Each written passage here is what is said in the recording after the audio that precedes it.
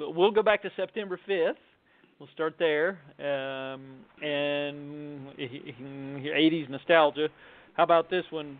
Mr. Mom has been released in a collector's edition from Shout Factory on their Shout Selects line of Blu-rays. Shout Select is only the best.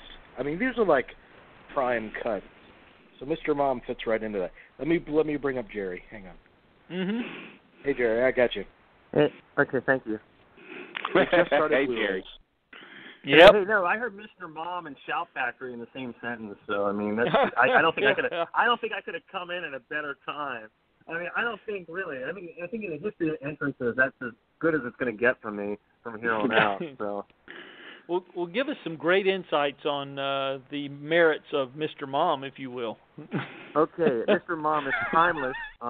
It's timeless because as all of us have been unemployed in our lives, maybe not married, and perhaps in bad relationships now, but not married, we know what it's like to not be the breadwinner.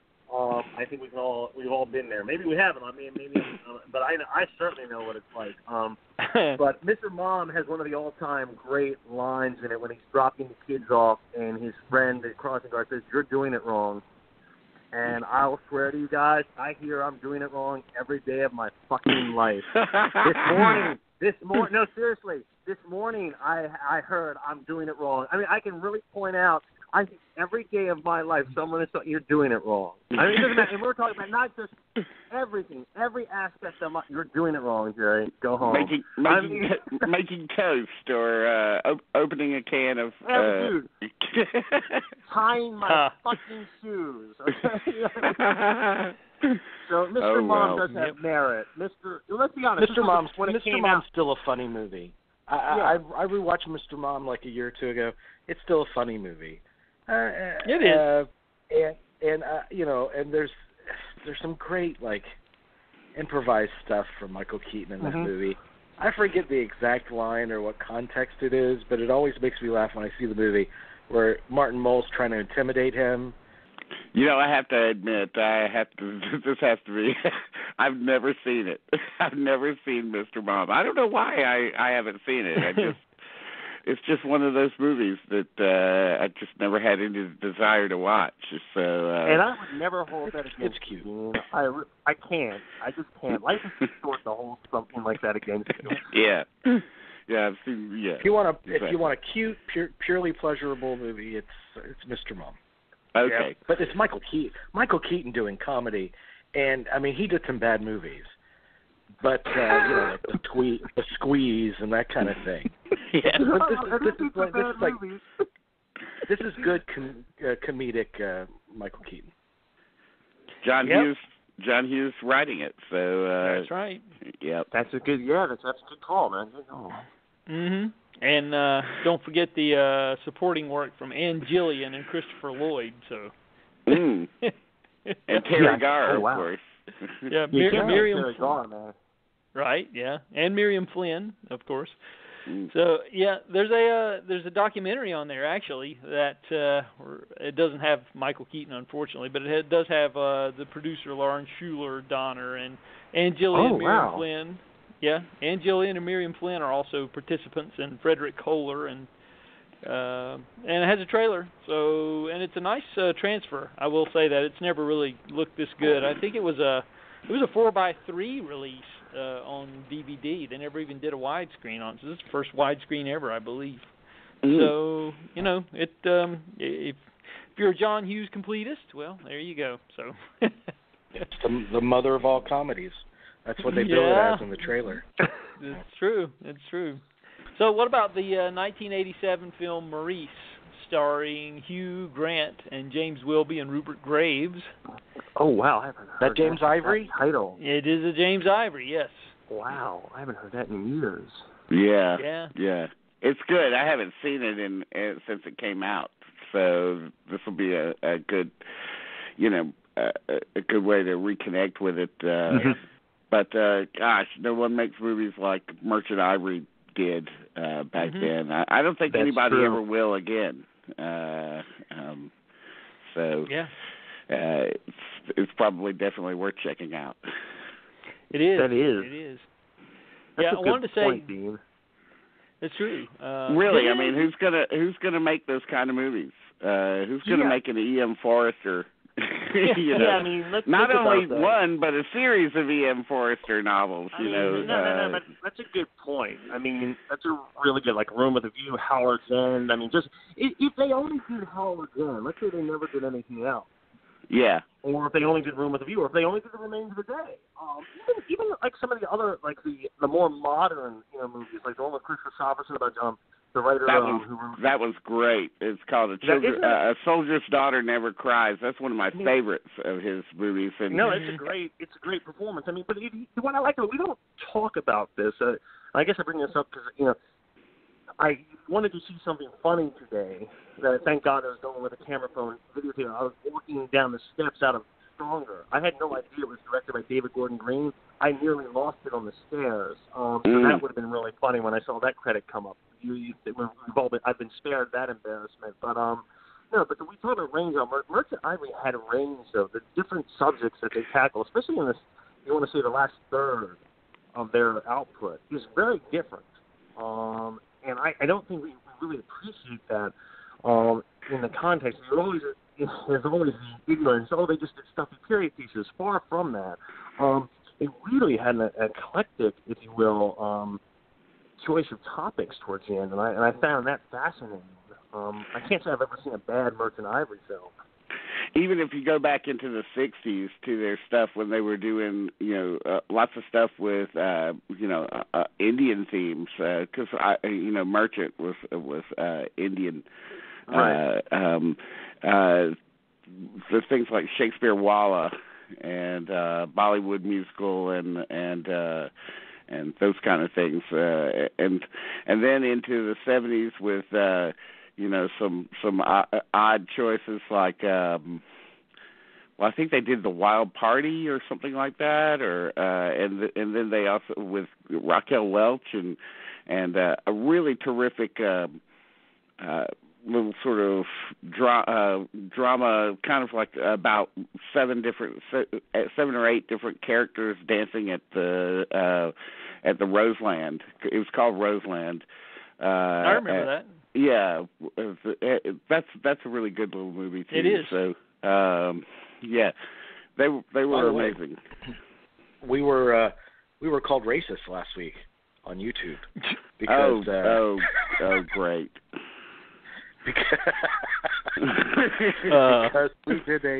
we did our series of shows that we did if we picked Best Picture, and I guess it was an episode where we both talked about how damn boring Gandhi and A Passage to India were, and so the commenter was like, "Man, it's pretty racist," and so I commented, "Oh God, I hope you're kidding. Like seriously, we thought the 2 movies were boring, so we're racist."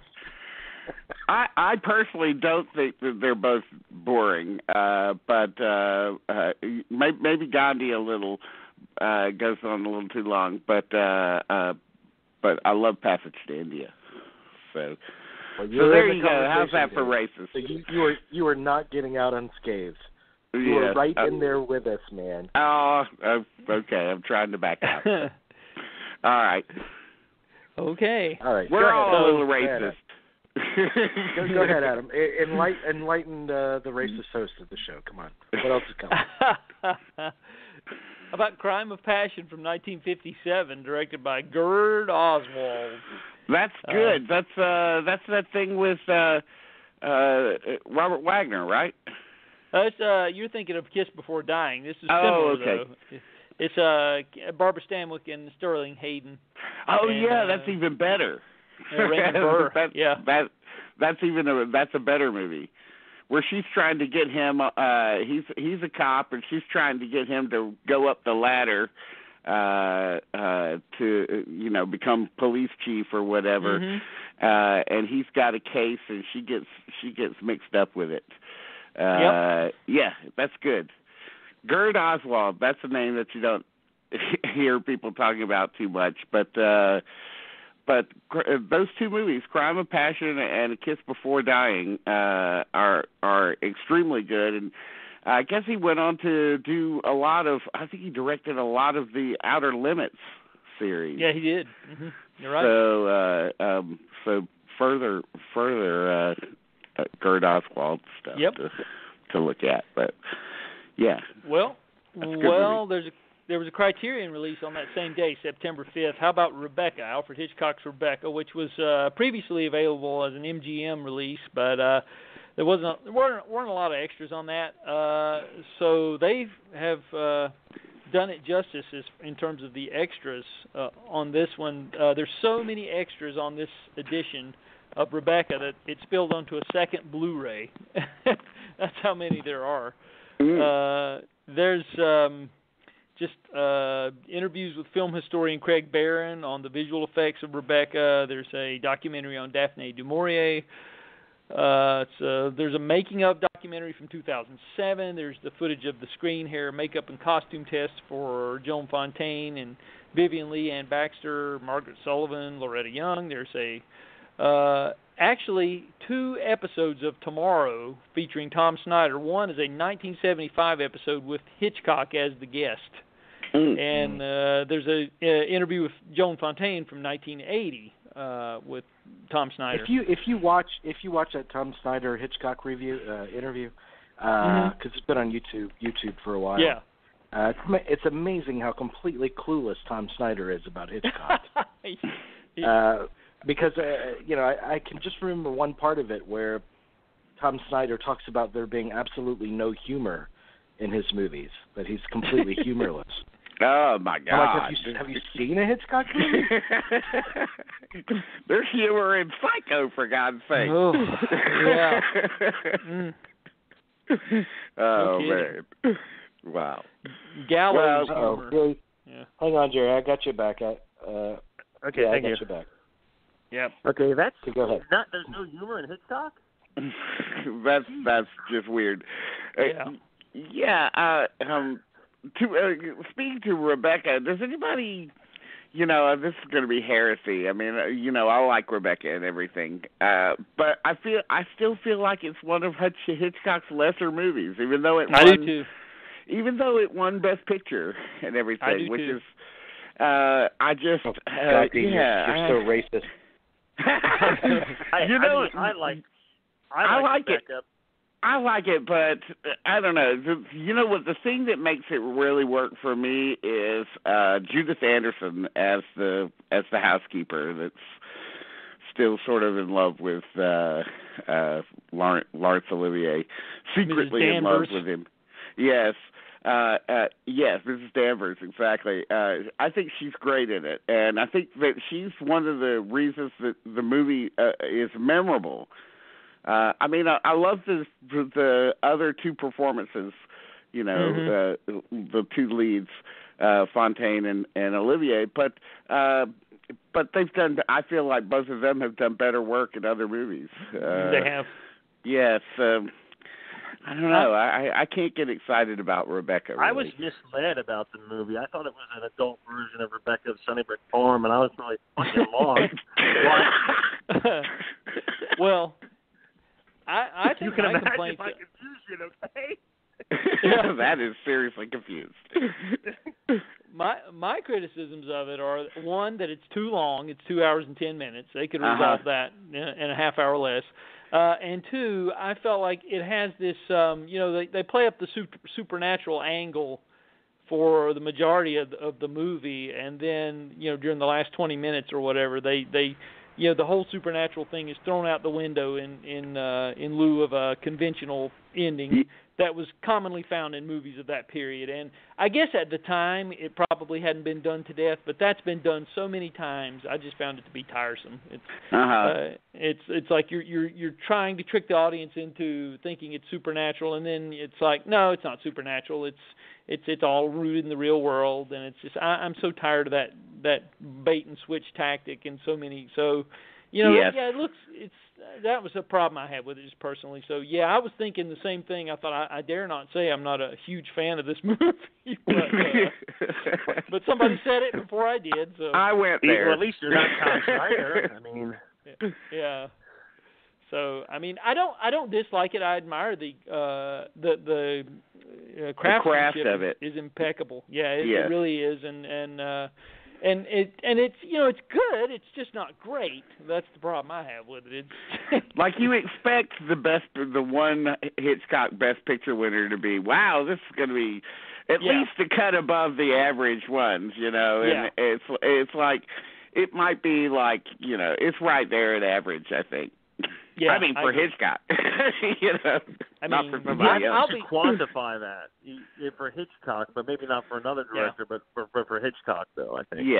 Yes. Yeah, I feel like it's worth picking up just for the bonus disc of extras. If you're the making of documentary on it is actually more interesting than the actual film, I think. So if you want to know the truth. But so it's something I could wholeheartedly recommend, but maybe not for the actual film in question. Is that Hitchcock's first American movie? It is, yes. Okay.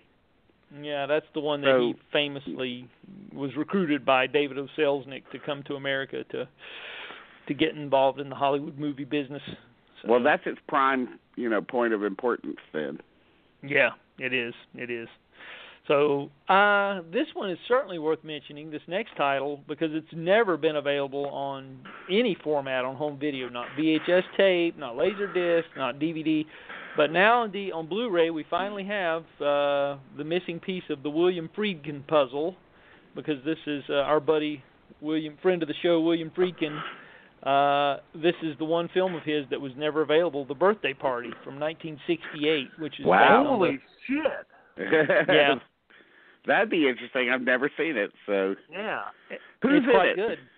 It's quite good. It's Robert Shaw and Patrick McGee, not Mackney, McGee, the guy from Clockwork Orange. Sidney Taffler, Dandy Nichols.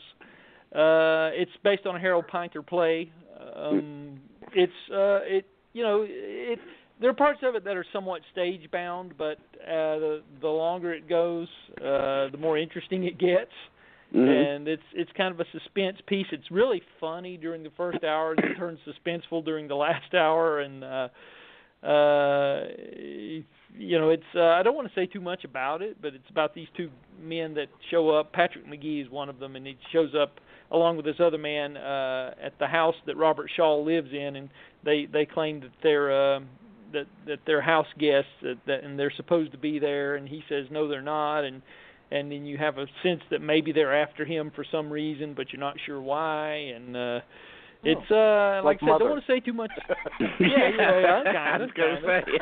It is very similar. It is. I'm not kidding. It is, and I saw them about the same time, which was interesting, and similar concepts there. So, but anyway, I think it's certainly worth mentioning because this was the one William Friedkin movie that I always wanted to see, but you could not get it anywhere. And so Kino has graciously... Have you ever seen, Adam, the documentary he did about the guy that was wrongfully executed or wrongfully imprisoned? Or No, I never did. That's another one that I've always wanted to see. I assumed it was out there somewhere, but I never did.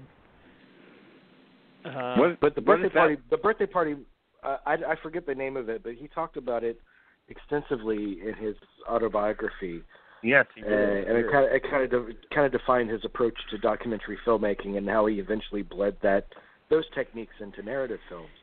But the birthday party was just prior to Boys in the Band, right? Yes, that's the one. Yeah, it was after the Sonny and Cher movie, but. Prior to, I'm sorry. Say that again. It was immediately following the Sonny and Cher movie, but prior to Boys in the Band. So after doing the Sonny and Cher movie, Friedkin must have said to himself, "I have to do something less gay. I think I'll do Boys in the Band." Yeah. I'm kidding, but the Sonny and Cher movie from William Friedkin. I did. That was a lapse in my memory. I don't recall that. Oh, really? I've actually seen that one. It's not good. Well, what's it about? Is it just about what is it? Was it a plot to the movie? Or is it just about like Sonny and Cher, like their TV show at the time? I guess, or not even Frankenstein. This was way before the TV show. This is '67, so this has it has more of a Monkees kind of feel to it than anything else. Oh, yeah. It's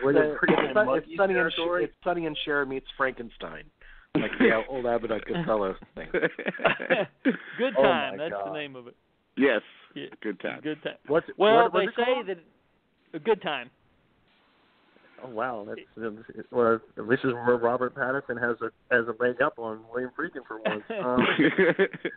Well, they say that it's better than the other Sonny and Cher movie, Chastity, which I heard is atrocious. But oh God, I forgot about that one.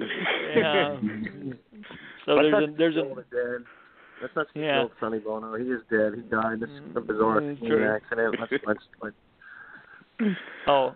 And by the way, the documentary we're talking about, the Friedkin documentary, is The People versus Paul Crump, and that is available on DVD. Just apparently just came out 3 years ago finally, so it hasn't been out long.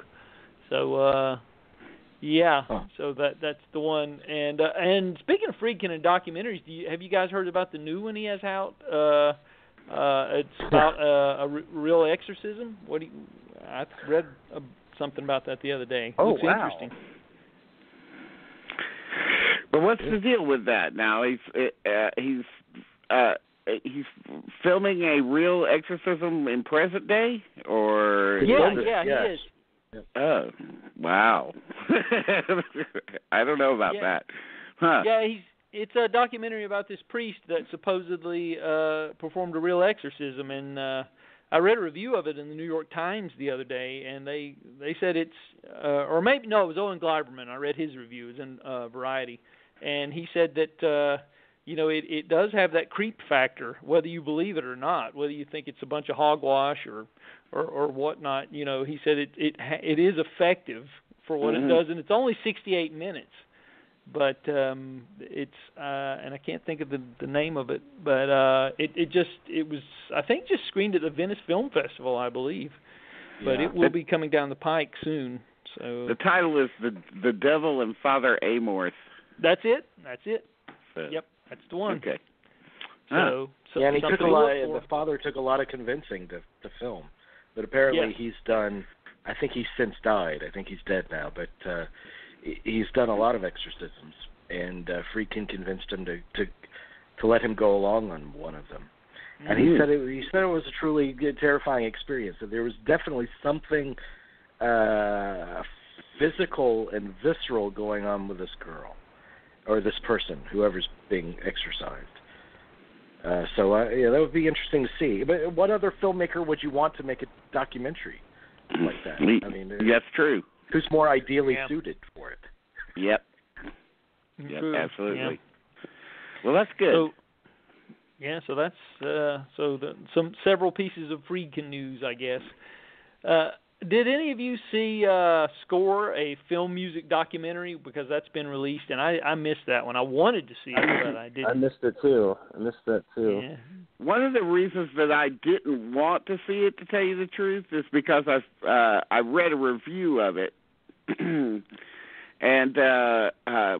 this kind of irritates me. It gets under my skin when I realize the greatness of John Williams as a composer. But if you're doing this is the kind of movie, okay, basically my problem is it feels like the kind of thing that really should have been done is maybe an 8-part series or a 3-part series or something, because if you're going to do a movie about all of scoring, it's just too big of a subject.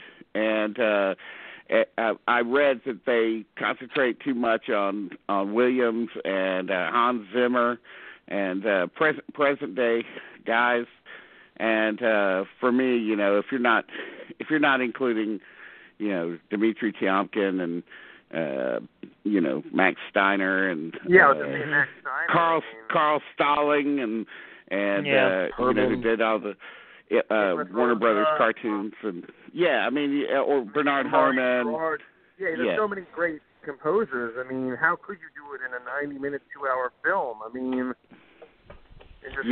some movies do it right. This one strikes me as probably a very dry movie, like whatever that Art of Editing documentary was years ago that Walter Murch was a big part of. But there's some movies like Vision of Light, about cinematography, that even in its compact running time, it's still very illuminating on key elements of what makes cinematography an art form unto itself. Yes, that's a great example of one that works. Yeah, true. I was just wondering because, it seemed like if you're covering the history of film scoring, that's an awfully big subject for such a small, running time. So, that was my thought too. So, the 1977 TV movie, TV movies have typically not been released on Blu-ray or DVD all that much because I don't think a lot of people buy them. But here's one from 1977 that Screen Factory has opted to release called The Spell, directed by Lee Phillips and starring Lee Grant and Jack Colvin, who used to play Mr. McGee on the Incredible Hulk television series, and Susan Myers. And I've always wanted to see this. I have not gotten a copy of it yet. I plan on it. It was made the year after Carrie, and it's about this overweight teenager who has basically the same powers as Carrie. He's got the telekinesis thing going, and Lee Grant is her overbearing mother. And only her, and her gym teacher is the only one that understands her. So that sounds familiar, definitely. And I mean, cash grab. I don't know what does. In the original Carrie, in the book, wasn't Carrie an overweight girl? I mean, yes, she was. That's true. Yeah, she was. Correct. I mean, yeah.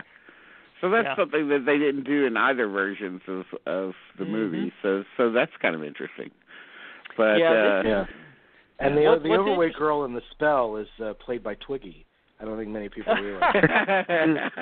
Twiggy. Wait, who plays the overweight girl in the actual movie? In The Spell. Yeah. Do you know? I think the girl is Susan Myers. She's in that TV series James at 16. Remember that back in the late 70s? Great series. Somebody should release that. Now that would be amazing. That was good. Yes. Good. But fantastic. What makes this interesting though is that most TV movies that were in a 90-minute time slot, they ran about 73 minutes. Somehow, Screen Factory has found the original masters to the European version of this film, which runs 86 minutes. Okay. So this is like a feature-length version of it.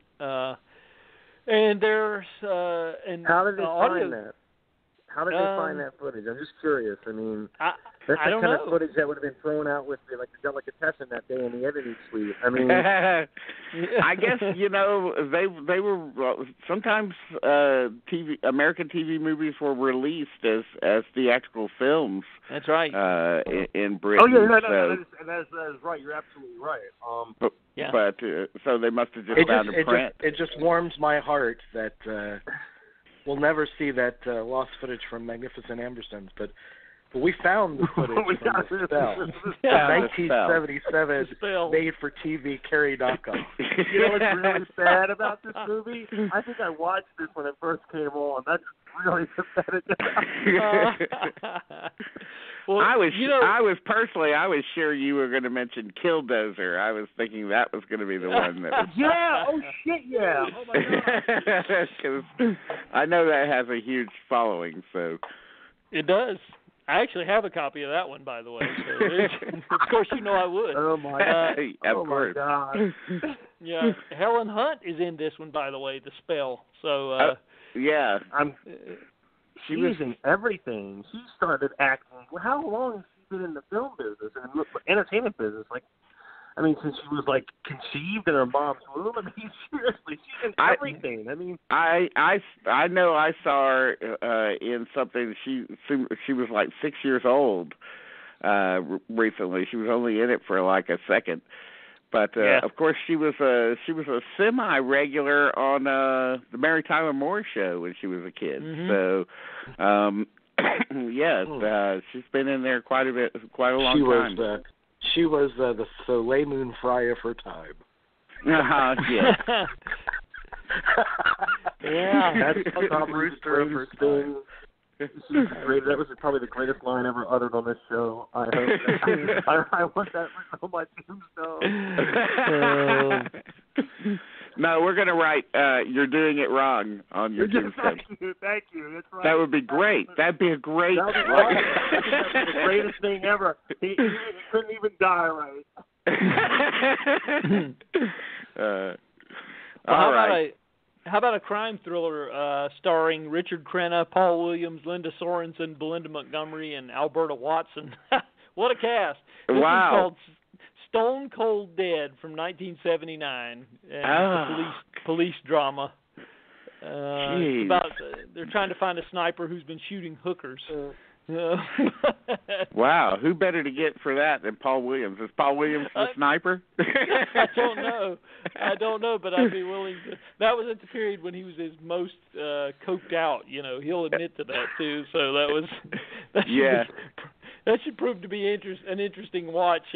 Paul Williams and Richard Crenna as paired on screen. I would go for that. So. They were going to cast... I just read something about it. They were going to cast him as the sniper, but he was too short to see over the wall. So they had to cast somebody else. Good. Oh, wow. Richard Crenna, there's a funny story that Sylvester Stallone tells about Richard Crenna, because Crenna played his commander in First Blood. Yep. And Crenna agreed to do it, but he was just coming off of, I forget if it was a movie or a stage play where he played a gay character.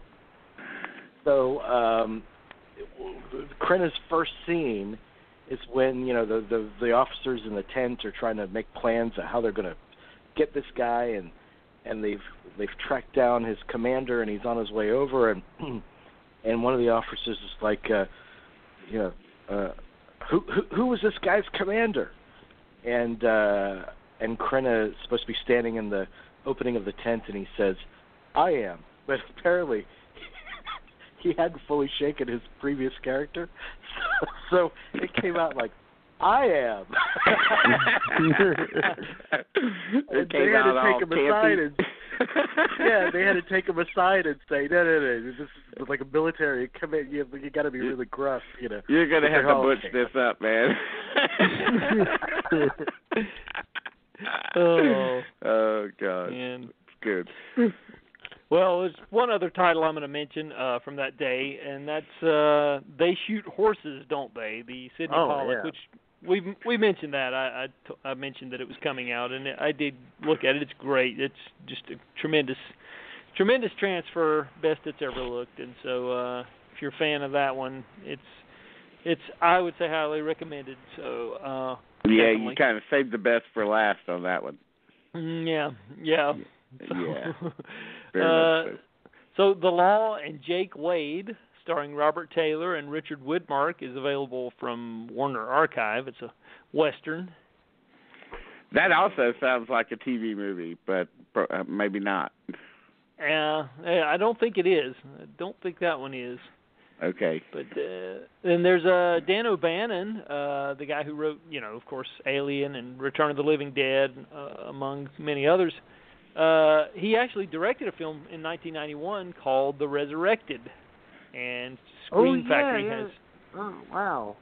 Yeah, they put that out. So there's a Scream Factory release on that one,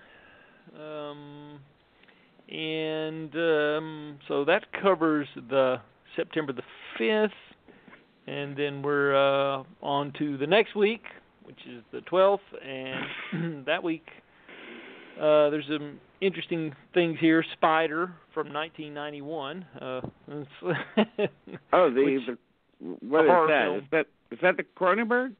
No, Cronenberg 2003. That's what I thought. This one's directed by Vasily Mas, which it's a Russian language horror film.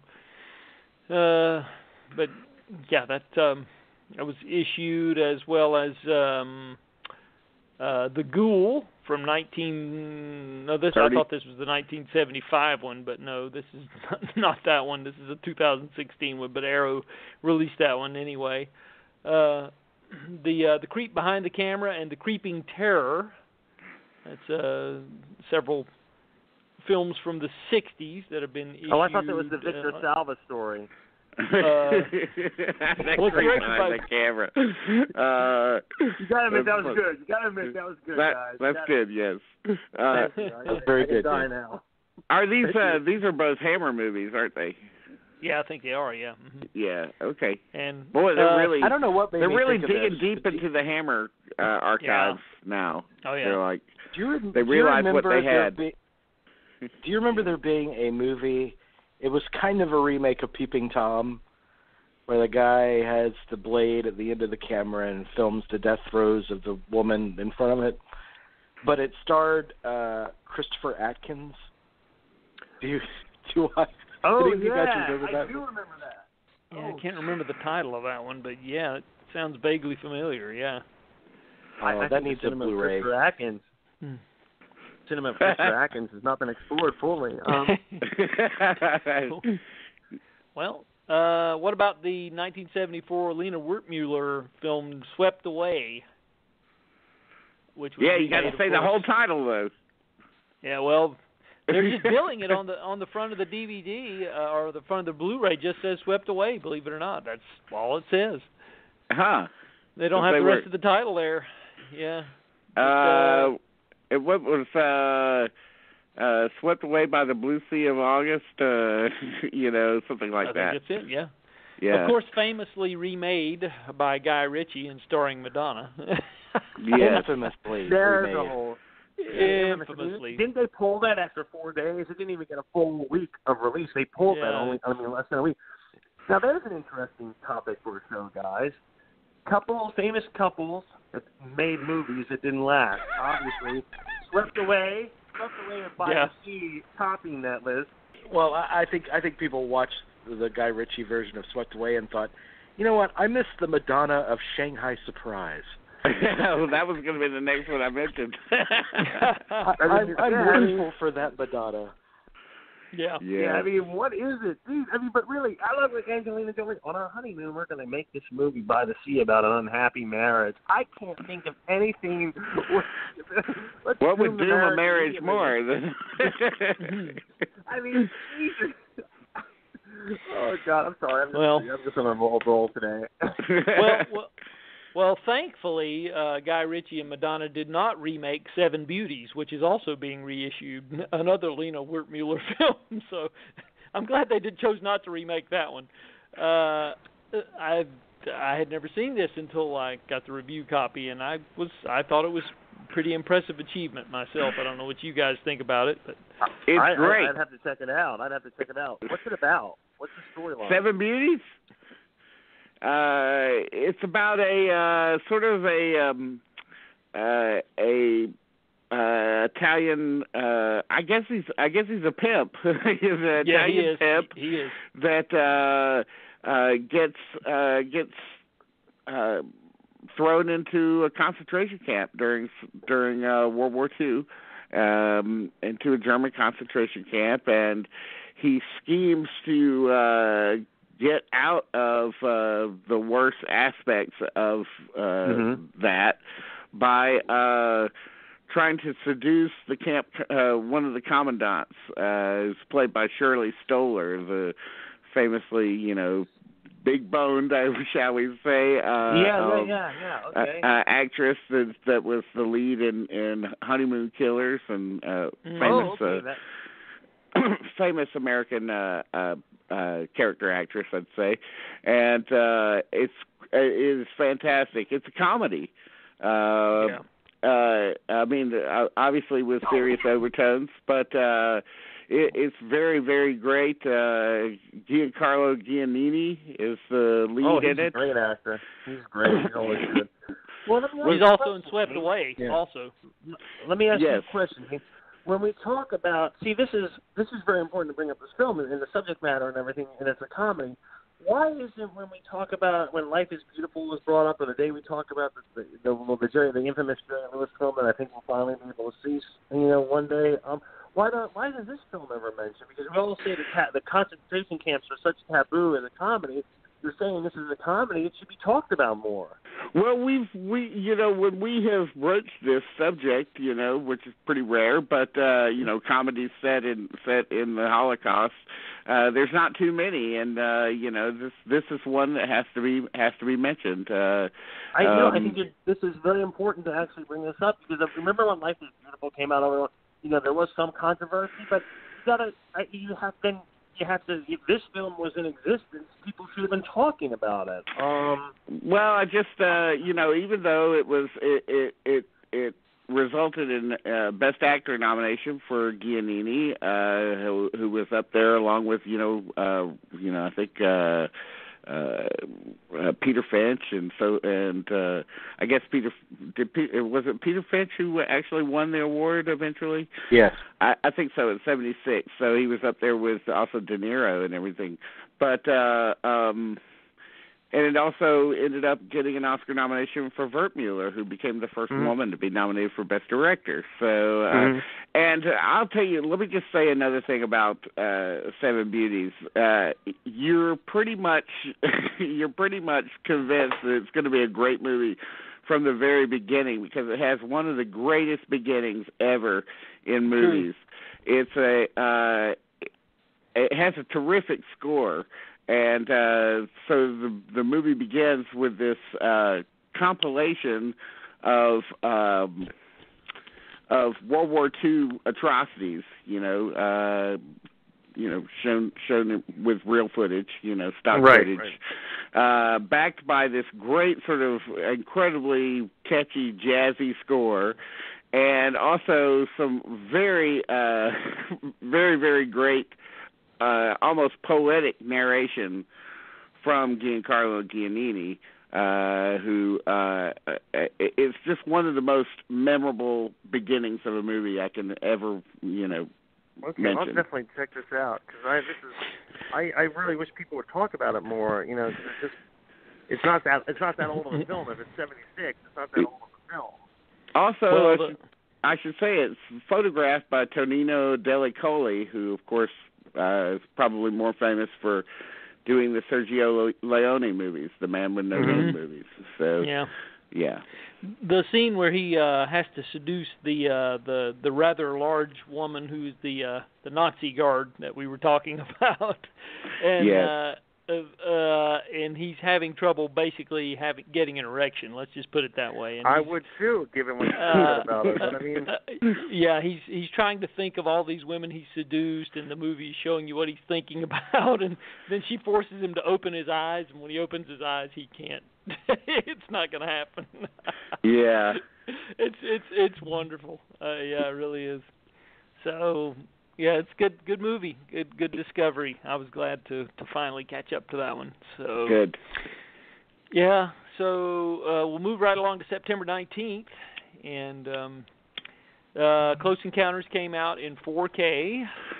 They released the 4K edition of that. Okay, now we're bringing this up. I've been meaning to talk about this for a couple of weeks now, and I knew that it would come up. So, did you go to see this at the theater? I did. I did not. You didn't? Okay. No. All right. I just watched it on Encore it's been on cable all summer, so I've been catching it every part of the movie, like at different points. So I just didn't feel like seeing it in the theater. I'm sorry, forgive me.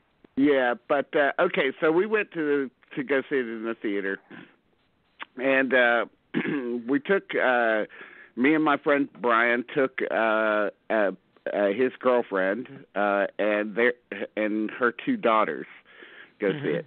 He's trying to sort of educate the two daughters on movies. They're like 15 and 16, something like that. They'd never seen it. First of all, we're walking up to the theater, and you see the poster.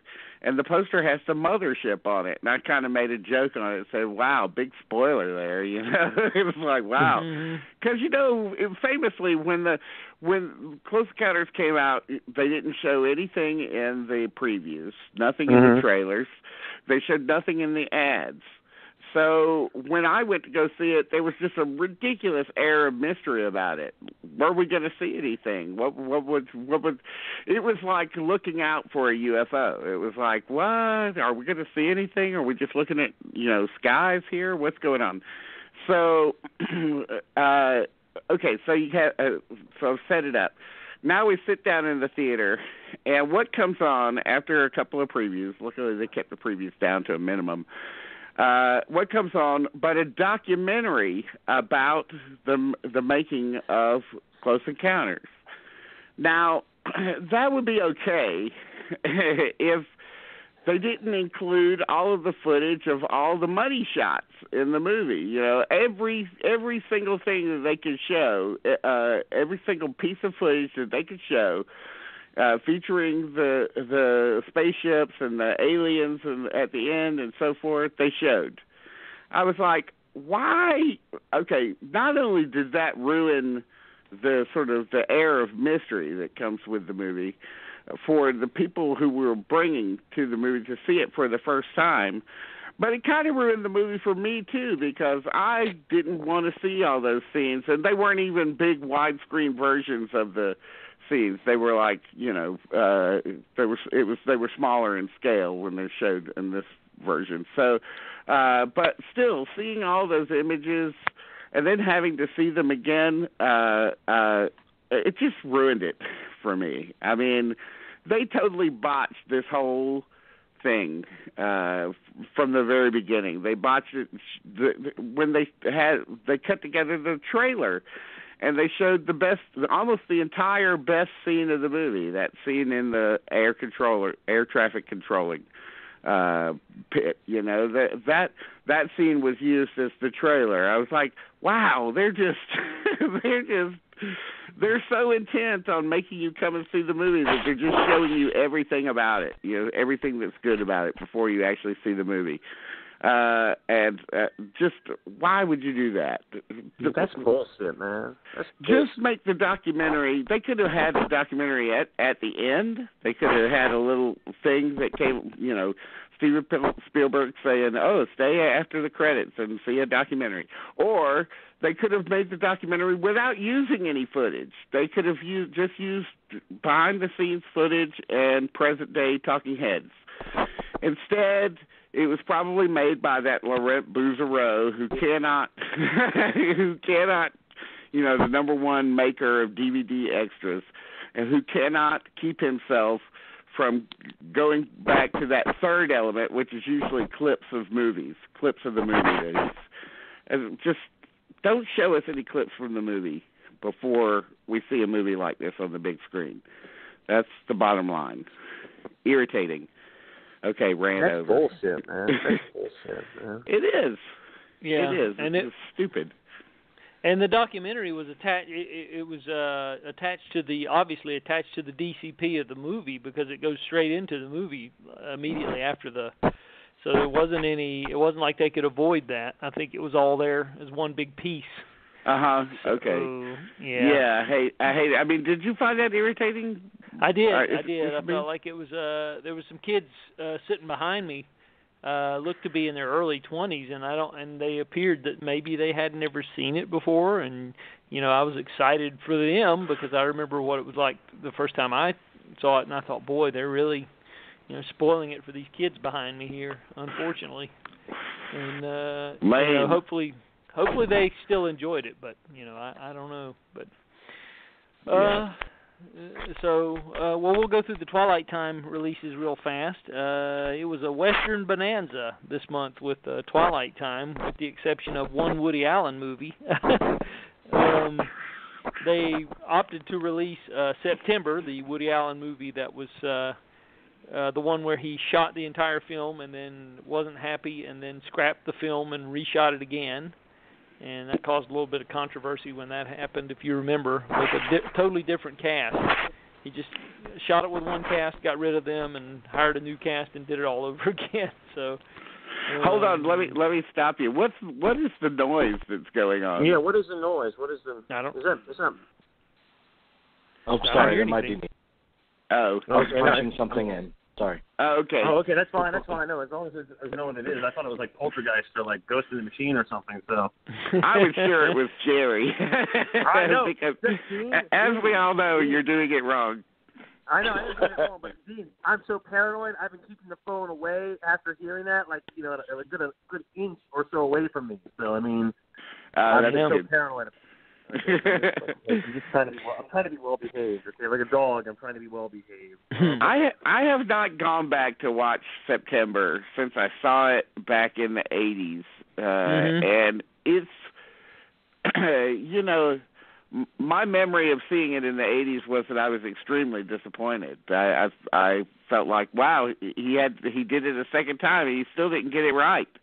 Like, the only thing I remember is Elaine Stritch in that movie, who's fantastic in it. But I don't remember being very taken with the film at all, even though, you know, I liked his previous dramatic effort, obviously, Interiors. So, yeah, I just remember kind of being very, very underwhelmed by it. Did you go back and look at it? I haven't yet. No, you haven't? I haven't. The only time I saw it was like you years ago when it was released, and I always felt like it was one of his lesser films as well. I'm hoping that I'll feel differently this go round, but I haven't gotten around. But there's, you know, of course, with his movies, there are no extras here except for the isolated music and effects track and the trailer. So that's all you get. It would have been nice to see that other version as a supplement, but guess that was destroyed long ago by Woody Allen himself, I'm sure. But can I say, by the way, that I am so extremely excited. It's been a long time since I've been excited for Woody Allen, probably since Blue Jasmine, I guess. Yeah. But I am extremely excited about Wonder Wheel. I mean, yeah, me too. You know, they released the movie poster. The image of the movie poster, and I have to say, it's probably the most dynamic Woody Allen movie poster ever, because usually he has very stark graphics to represent his movies, and really has for a very long time. And this is this poster, which is basically an artistic rendering of a shot from the movie, but it really seems to highlight the Vittorio Storaro cinematography. It looks like he's going to go all out making this movie look great, which he did with his last movie, Cafe Society. That was one of the best things about it, was its look. But just, you know, the talk of Jim Belushi possibly getting a supporting actor, you know, nods for his work, it's got me kind of very interested. Of course, Kate Winslet, I always expect great things from her. But and then I saw photos from it, and it's got a few Sopranos people. It's got Steven Sciarippa and who played Bobby Bacala, and also Tony Sirico, who has been in a lot of Woody Allen movies. But the murderer, you know him. Yes. Polly Walnuts. Oh yes, please. Well, he was a strong guy. I heard stories of him from someone who knew him back in the day in the 60s. As being like a guy that would come and collect money from club owners and stuff like that for protection, quote unquote. So, yeah, he worked. He was part of the Colombo crime family in New York. He was. Yeah. So wait a second, Dean, you didn't like Shadows and Fog? Shadows and Fog, yeah, no, not really. Actually, do people like that movie? I didn't. I don't think I've ever. I don't even know if I've watched it in its entirety. It's so bad, you know. I don't know if I've ever seen it in one. I like that poster though. I mean, talking about posters, I do like that poster. Yeah. Yes, it does have a good poster. It's Finn Nickvis. Was his DP on that. Yeah. Yeah. Good stuff. So another Twilight Time is Lawman from 1971 with Burt Lancaster, Robert Ryan, Lee J. Cobb. It's directed by Michael Winter and has a great cast. A lot of tremendous character actors. Burt Lancaster, Robert Ryan. That's a lot of testosterone, guys. Yeah. Well, wow. It has Sheree North, Robert Duvall, Albert Salmi, J.D. Cannon, John MacGyver, Joseph Wiseman, and Lou Frizzell. Remember that guy? He turned up in a lot of stuff in the early to mid-70s. He's the guy that's in Summer 42 who sells the condoms to Hermie when he goes to the drugstore. Wow. Yeah. That's an interesting... If you need trivia help, Adam, you're giving trivia help to people here, I think, with a statement like that. So, but you're totally right about the whole thing having lots of testosterone with Lancaster, Robert Ryan, and Lee J. Cobb. Wow. And I wouldn't Michael Winter direction. On that movie. I wouldn't want to be an intern on that movie. Bring me a coffee from the craft services, you punk. I mean, no.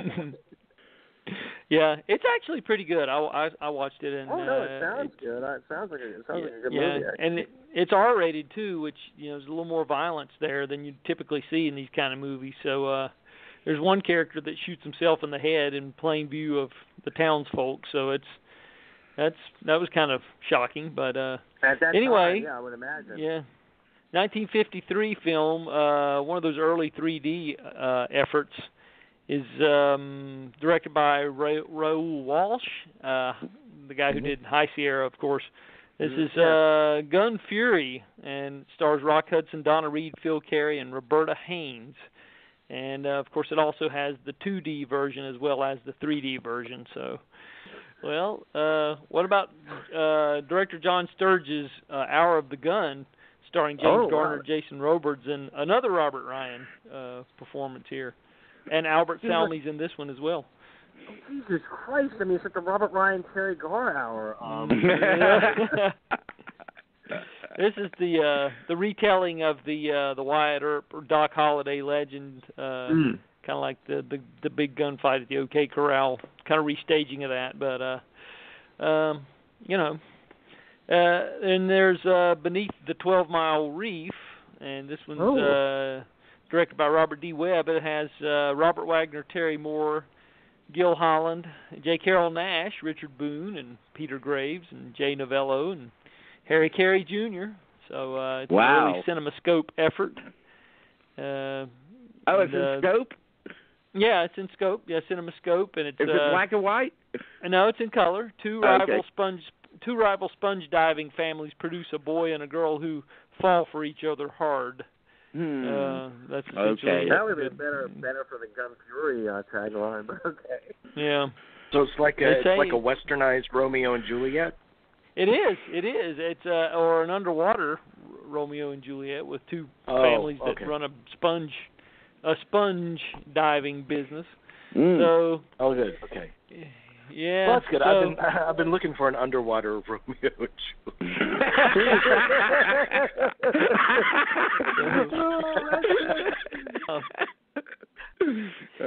Juliet. That's your Twilight Time for the month. And here's a couple of Warner Archive releases. And isn't it something? I'm sorry, Adam. Isn't it something that Robert Wagner did a movie set underwater?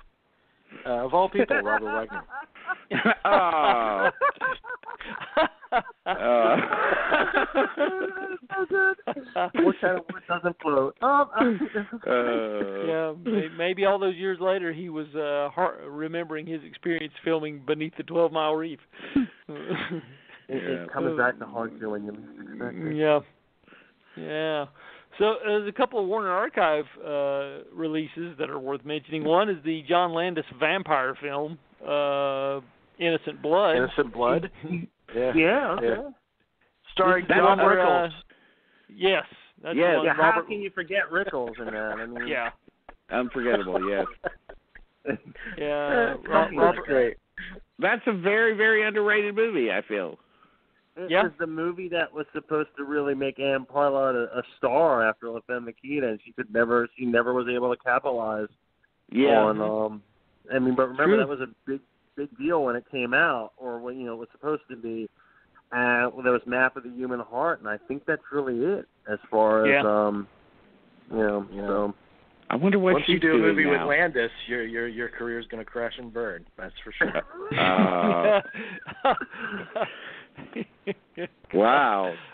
The dark humor on this episode. Wow. Great episode. Dean, this is what brings it. This is what makes this show so awesome. The dark humor. I mean, but okay. I mean, it started with when we talked about Mother last week. So I mean, it's just we threw it out there. I mean, yeah. What about the 1969 film adaptation of the Ray Bradbury stories, The Illustrated Man? Which was Rod Steiger, right? That's the one, Claire Bloom. Okay. Mm-hmm. Have you this is one of those movies, in all seriousness, I remember watching with my mom. It was on late at night on TV, and it freaked me out. I mean, this one this must have been like 30, 35 years ago, and I stayed up and watched it with her, and it's a freaky movie. I don't know how I would say. I'd be curious to check that out again. I really would. I don't remember, loving it, but then again, I don't think that I've ever seen it all the way through. So, so it might be something worth checking out. I think it's worth. I would love to check it out actually at some point again. So. Yep.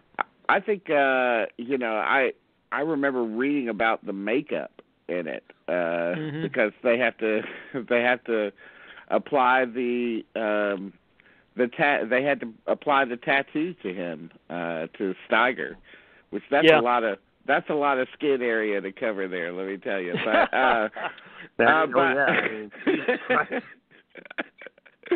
But they had to do his whole body, and I just don't see how they did that. It just seems crazy. But the makeup is something that I would like to check out. And it's got a Jerry Goldsmith score, so that's good. It does. Yeah, and it has it's filmed in Panavision, of course. I'm sure that'll look nice. And this is it does have that featurette as a bonus feature on here. It's called Tattooed Steiger is the name of the bonus featurette. So, strangely enough, that's the name of my new band, Tattooed Steiger. That's good. That's great. I like that. It's Cajun punk. It's what it is. And halfway through every song, you'll just start screaming for no reason whatsoever. It's great. Yes, we are Tattooed Steiger. Yeah, true. So, he always did something, and Steiger actually said this, like, in every performance, he would reserve a little part where he could just lose his shit, where he'd just start screaming and hollering. He would love screaming. It didn't even have to be motivated. So I think like one of the great blow-ups of his was in The January Man, where he's like talking down Harvey Keitel, and I thought the man was going to have an embolism. I mean, it was a severe outburst. Oh God, I remember that part. Oh wow, yeah. Okay. Mm-hmm. I think it's on YouTube. Like, can you believe this guy? It's like George C. Scott is saying, "Jesus, man, calm down." Yeah. Yeah, famous screamer in movies. Yep. So the 1965 racetrack drama with James Caan, Laura Duvall, and Charlene Holt, Mariana Hill, Red Line 7000, and directed by Howard Hawks. Howard Hawks directing a racetrack drama is not something that you normally see, but I tried to watch it. I tried to watch it on. They had it on Amazon Prime about a year or two ago, and I tried to watch it. I couldn't get through it. 20 minutes in, I was like, "Yeah, wow, not as interesting as I thought it would be." Well, what about the Jerry Lewis film Funny Bones? That's another Kino release. That's good. That's good. That's a good movie. That's a good movie. I mean, and I agree. And Love with the Proper Stranger, Robert Mulligan. Speaking of Natalie Wood, whom we referenced a little bit earlier. Landley Wood and Steve McQueen, Love with the Proper Stranger from '63, and did you watch that one? That's a widescreen movie too, I think. I didn't get that one. That's one they opted not to send me. So bastards. It's not bad. I know. It's too bad. Not a bad movie. Not a bad movie. I've Black always and white. wanted, and I'm a big Robert Mulligan guy, so I want. Oh, he's a great guy. Great guy. Yeah. Yeah. And A Summer Night is another Lena Wertmuller from '86. It's another Kino release. Okay. And we were talking about her earlier. And The Lost World, the 1925 version of The Lost World. Has been remastered.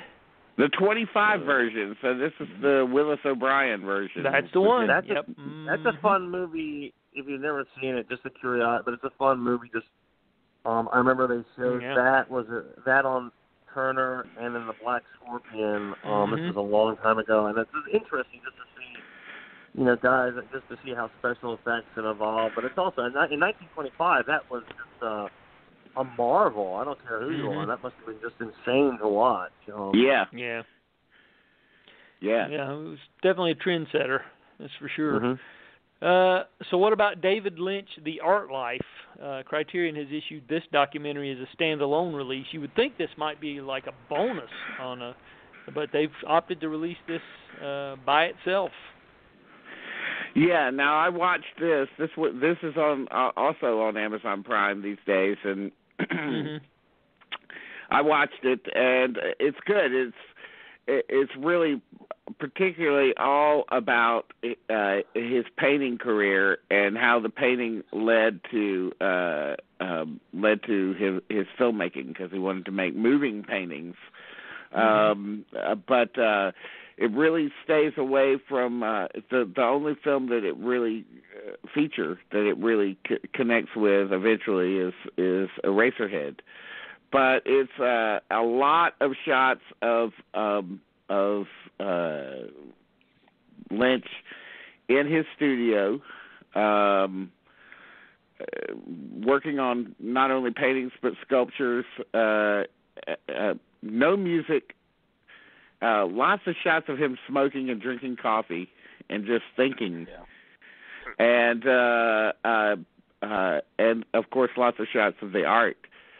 So if you didn't know anything about all of that, that'll be a revelation. Also lots of 8mm movies, real 8mm movies, not some reappropriated 8mm, but real Lynch family 8mm films of him in his childhood. So so all that stuff's really interesting. If you're a Lynch fan, this will be something that you want to check out. There are quite a few documentaries about David Lynch out there. It's interesting how many. Because he's especially like in the '90s and stuff, he really appealed to youth, like up and coming filmmakers, and they all said, "Oh, I'll make a movie about David Lynch." And so we've had like 4 or 5 major documentaries about his work. He's probably been covered as much as any filmmaker out there in documentary form. This was one of the more interesting ones, I thought, because it took a different tack. And I really appreciated the fact that it didn't have many talking heads. It's really just there's just Lynch does narrate it, but he's the only real narrator, and the lack of music, I thought, being in there, we didn't need that distraction. So I thought it was made very smartly. Yeah, After Midnight from 1989, Scream Factory. That was directed by the Wheat brothers, Ken and Jim Wheat, who made one. I think their biggest claim to fame was they did one of those Ewok films for TV back in the 80s. Yeah, wait, are those Ewok films canon? Return to Endor. Are they? Yeah, that's it. That's the one. Yeah. Are they considered canon? Do I need to watch those again? Yeah, that's funny. Are they considered canon? Oh, God. If they're not, then I feel like I've wasted those 4 hours back in ninth grade. I think you should skip those. Yeah, you can. I don't know, Dean. I don't know. I was always I was always surprised that the Wheat Brothers didn't rise in the business. I thought that they had Oh, my God. Well, After Midnight, if you're a horror fan, you probably know more about it than I do. Brigadoon is a Warner Archive release. Oh. It's in CinemaScope, of course. Another CinemaScope. Speaking of horror, yes. Yeah. and the 1990 version of Flatliners in conjunction, with the remake. Anticipation, I guess. Yeah, the remake. Yeah. Yeah, I can't wait. I can't wait not to see the remake. I really can't wait. Thank you. I can't even sit through the freaking trailers. I'm like, no. I'm just like, really? You just want to pull Ellen Page aside, honey? I can write you a check if you're having trouble. Oh yeah. It's 2 hours, 2 hours and 28 minutes, by the way, which is an incredibly the new version. Director's cut. No, this is I'm talking about the new one. It's 2 hours and 28 minutes. We got the run times. We got an email on that. What the fuck happened? What the hell is going on? They died? So they don't mind. The audience is going to flatline. Well, the runtime on the new Blade Runner is 2:45. So yes, well, I can see that. Getting trendy. Yeah, I can see that. I mean, there's a lot to catch up on. I mean, true, what happened to John Young? And 13 minutes of that is going to be credits anyway, so. Yeah, you might be right. Yeah, it's true. Well, anyway, we'll move along. So Bride of the Reanimator has been released by Arrow. Oh, another one of those. Yeah. And Cyborg 2087, which stars Michael Rennie and Wendell Corey and Karen Steele. I remember that movie. Yeah, 1966. I fell asleep one night watching it as a kid because I thought it looked really interesting. We're like, oh, it's got the day the Earth stood still. I think I fell asleep within 10 minutes according to my brother. But that's a keynote by the way, release. 2087 is not the year it takes place. It's actually how many Cyborg movies they've made up to that point. Yes. Yeah. Well, how about the film that Ed Wood scripted but did not direct, called Orgy of the Dead from 1965? Vinegar Syndrome has issued that one. Of course. Oh, wow. And they've also issued another one that I did get a review copy on, and I'll have to say this one's pretty effective, The Trip with the Teacher, which is a nice little drive-in movie that stars Zalman King.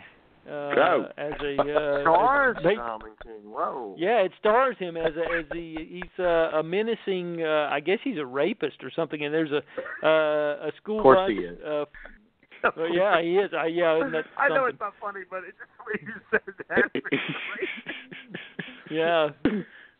He's basically a psychopath who terrorizes these. There's like an activity bus with a bunch of kids who are going to see the Grand Canyon. It breaks down, and he and this other guy terrorize the people on the bus. And it's actually pretty effective, and he makes a pretty interesting villain, I would say. So sounds like it sounds like the second Jeepers Creepers movie from me. Yeah, it's 1974. It's one of these released by Crown International. So. Anyway, there's a 30th anniversary of The Princess Bride. What's that one called? And what year is it? The Trip with the Teacher, 1974, from Vinegar Syndrome. So, wow. Zalman King was at it for a while. You're getting all these titles, man. I thought Zalman King was like a late '80s phenomenon, but that's no. He was a character actor all through the '70s. He was in a lot of TV movies. Eventually played Jesus in '77 in the Passover plot. He did. Yes. Before Red Shoe Diaries, he was a very, very busy working actor. Yeah. So, I'd recommend Trip with the Teacher. I mean, it's not the best thing you're ever going to see, but it is fun. So, and certainly engaging. And quick and breezy. It's like 85 minutes or something. So, so the Long Riders, directed by Walter Hill, has been issued a special. I mean, that's an awesome movie. I mean, you mentioned Trip to the Teacher. You mentioned it was Trip to the Teacher. Sort of, like it cheapens the Long Riders, Adam. I just didn't know that. Well, they have gone all out with the Long Riders. It's a 2-disc special edition with new interviews with all of the cast members who are still among the living. Even Randy Quaid. I don't know how they managed to get this, but there's a new interview with Randy Quaid. Do they have to go deep undercover for this? I don't know, but all I know is there is a new interview with star Randy Quaid. That's what it says, and it has a 61-minute documentary on the making of the movie, and so it's really pretty extensive if you're a fan of the Long Riders. And if you've never seen The Long Riders, see it immediately, because it is one of the great westerns. Mm-hmm. It's one of the great westerns. One of Walter Hill's. I think it's my favorite Walter Hill movie of all time. Yeah, and I think it's my favorite awesome too. Movie. Yeah, I think it's my favorite Walter Hill. Yeah. It's just very well done. They got brothers, real life brother actors to play brothers. I always found that to be the thing that really gets you interested in the movie, but it is like I think Walter Hill at the height of his powers. I really believe that. It really is. So it's got just to let people know, it's got the Keach brothers, Stacy and James Keach. It's got the Quaid brothers, Dennis and Randy. Mm-hmm. It's got the Carradine brothers, Robert, David, and who am I forgetting?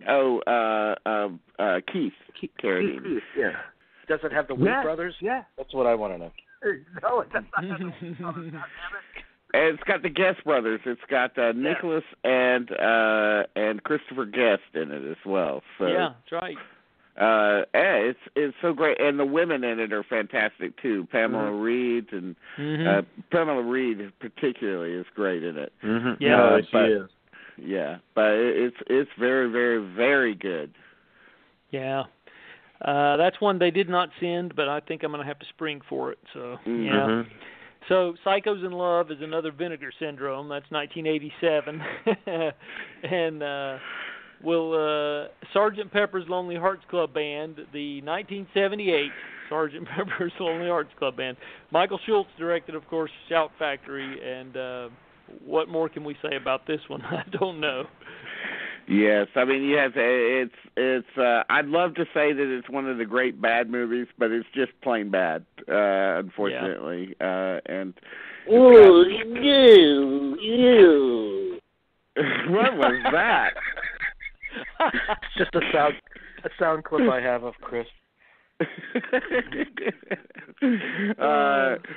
But yes, that perfectly encapsulates the movie. The only interesting thing in it is the very, very end of it, where they have the chorus, the crazy chorus singing Sgt. Pepper's Lonely Hearts Club Band, because it's got a crazy amount of people in there, and it's fun to see them all together. But that's about it for me. Mhm. Yeah, agreed. Well, here's one that is pretty good. Criterion, The Piano Teacher. Michael Haneke's The Piano Teacher. Oh, God. That's a nice special edition with some nice extras, new interview with Haneke, new interview with Isabelle Huppert, selected scene commentary featuring Huppert and behind-the-scenes footage. So nice new transfer. So that's a definite recommendation. And I want to mention this one real quickly. And this will be the last one here. They have, and I don't know if this is going to be the beginning of something that they're going to continue on with, but Warner Archive has issued, and this is only DVD, not Blu-ray, but they have issued a 5-DVD collection of every animated short that Porky Pig starred in. There's 101 animated shorts from the Warner Brothers archives, and they're all... There's a warning on the back that says Porky Pig 101 is intended for the adult collector, so that obviously tells you these are all uncensored, uncut, with the political incorrectness that ran rampant back in those days. So this is what you posted on Facebook the other day. Yes, it is. Yes, it's pretty amazing. Wow.